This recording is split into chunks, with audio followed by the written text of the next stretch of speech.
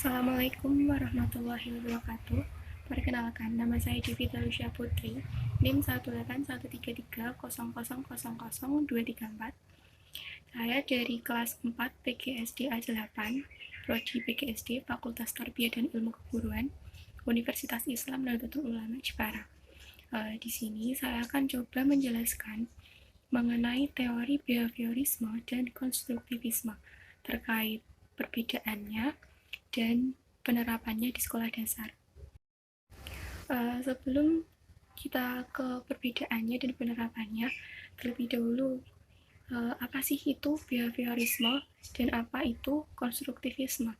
Oke, behaviorisme itu proses perubahan tingkah laku seseorang atau anak sebagai akibat dari interaksi antara stimulus dan respon, dan itu karena adanya pengulangan atau latihan. Jadi tingkah laku anak atau peserta didik dapat dilihat dengan baik jika anak tersebut diberikan stimulus secara berulang, tidak hanya satu kali, dua kali saja. Dari teori behaviorisme ini ada beberapa tokoh yang mengemukakan pendapatnya mengenai teori ini. Kita ambil 3 saja. Yang pertama Pavlov, kedua Skinner, dan Bandura. Pertama Pavlov itu mengemukakan bahwa manusia itu akan lebih mudah jika selalu diberikan pengulangan atau latihan-latihan. Jadi seperti tadi, tidak hanya diberikan 1-2 kali saja, tapi perlu diulang supaya dapat memahami dan manusia tersebut dapat menerapkannya di tingkah lakunya sehari-hari, bisa secara refleks atau spontan. Contohnya, ketika bel bunyi sekolah, bel bunyi masuk, itu kan anak secara otomatis mendengar dan langsung merespon bel tersebut dan ikut masuk kelas.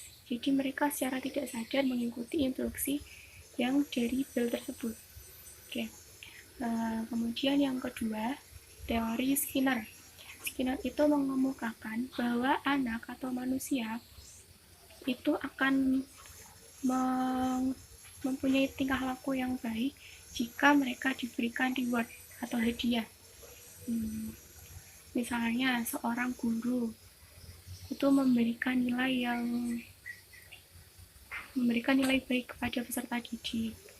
Terus peserta didik itu akan merespon itu dan akan lebih rajin lagi untuk belajar. Terus yang ketiga dari Bandura mengemukakan jika manusia itu akan memiliki tingkah laku baik atau positif jika manusia tersebut berada di lingkungan positif, dan sebaliknya, jika seorang manusia itu berada di lingkungan negatif, maka akan mengikuti lingkungannya atau ikut negatif. Yang kedua, teori konstruktivisme. Konstruktivisme itu berasal dari kata konstruk atau membangun. Jadi siswa atau peserta didik itu dapat membangun dirinya itu dengan mengasah pengetahuannya sendiri. Mereka menemukan pengetahuan sendiri sehingga pengetahuan itu bisa lebih bermakna. Nah, konstruktivisme itu lebih menekankan pada proses daripada hasil.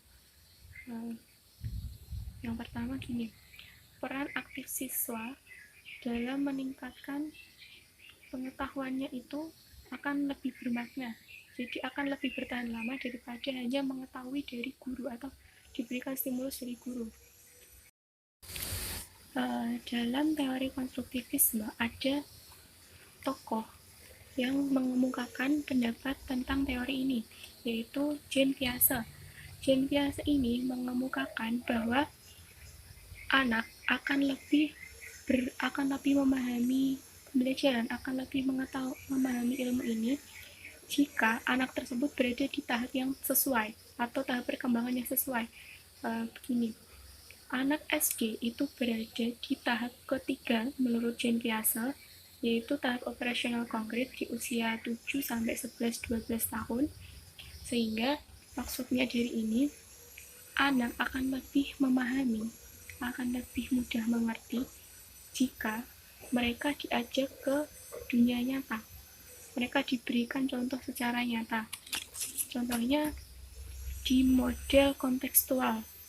Jadi anak itu mengaitkan pembelajarannya dengan kesehariannya. Akan lebih bermakna seperti itu. Lalu, perbedaan dari teori behaviorisme dan konstruktivisme. Pertama, di bidang pengetahuannya. Teori behaviorisme itu objektif, pasti, dan tetap. Maksudnya teori ini tetap atau hanya itu saja, pasti. Sedangkan kalau konstruktivisme itu non-objektif, temporer, dan selalu berubah. Jadi bisa dikembangkan.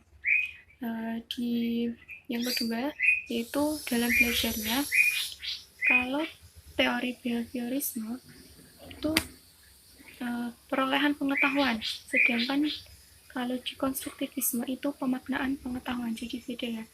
Di behaviorisme itu hanya mengetahui, hanya memperoleh pengetahuan saja. Kalau konstruktivisme dia memaknai, dia paham. Yang ketiga, dalam bidang mengajar. Yang behaviorisme itu memindahkan pengetahuan ke orang yang belajar. Sedangkan konstruktivisme itu menggali makna. Jadi hampir sama seperti belajar tadi. Terus yang keempat, behaviorisme. Si pembelajar dihadapkan pada aturan yang jelas yang ditetapkan lebih dahulu. Nah, sedangkan yang konstruktivisme, si pembelajar dihadapkan kepada lingkungan belajar yang bebas. Artinya, di behaviorisme ini, jika aturannya atau tujuannya sudah diberikan guru di awal, maka akan mengikuti arah tersebut. Jadi hanya stuck di situ. Sedangkan kalau konstruktivisme itu, pembelajar dihadapkan ke lingkungan belajar yang bebas. Dia bisa mengembangkan mau kemana, mau ke arah mana tujuan belajar diarahkan. Terus yang kelima, yang di tujuan ini, tujuan pembelajaran menekankan pada penambahan pengetahuan, itu yang behaviorisme.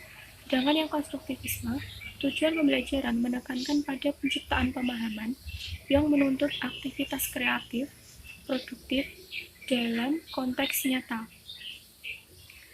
Yang keenam, yang behaviorisme, peserta didik dianggap sebagai kertas kosong yang dapat digores informasi oleh guru. Sedangkan konstruktivisme, peserta didik dipandang sebagai pemikir yang dapat memunculkan teori-teori tentang dirinya. Nah, peserta didik di teori behaviorisme ini kertas kosong. Maksudnya mereka akan diisi oleh guru, pengetahuan diisi hanya oleh guru. Sedangkan konstruktivisme ini, peserta didik itu dianggap sebagai pemikir. Jadi mereka bisa mengolah, berpikir kritis seperti itu. Selanjutnya, yang ketujuh, behaviorisme itu pembelajarannya sangat taat pada kurikulum yang telah ditetapkan. Ya, yang konstruktivisme, pembelajaran lebih menghargai kemunculan ide-ide dan pertanyaan dari peserta didik. Kedelapan, behaviorisme secara umum itu belajar secara individu, sedangkan yang konstruktivisme itu berkelompok. Jadi simpulannya, kalau yang behaviorisme itu lebih menekankan pada pemberian stimulus kepada peserta didik secara berulang, latihan. Jadi peserta didik itu dapat menerapkannya di tingkah lakunya sehari-hari. Jadi pemberian stimulus tersebut oleh guru maupun ke lingkungannya. Sedangkan konstruktivisme itu peserta didik diberi kebebasan berpikir, diajak berpikir kritis sehingga mereka bisa menemukan hal-hal yang baru. Seperti itu. Sekian dari saya, kurang lebihnya mohon maaf jika banyak kata-kata yang salah. Terima kasih. Wallahul muwaffiq ila aqwamit thoriq. Wassalamualaikum warahmatullahi wabarakatuh.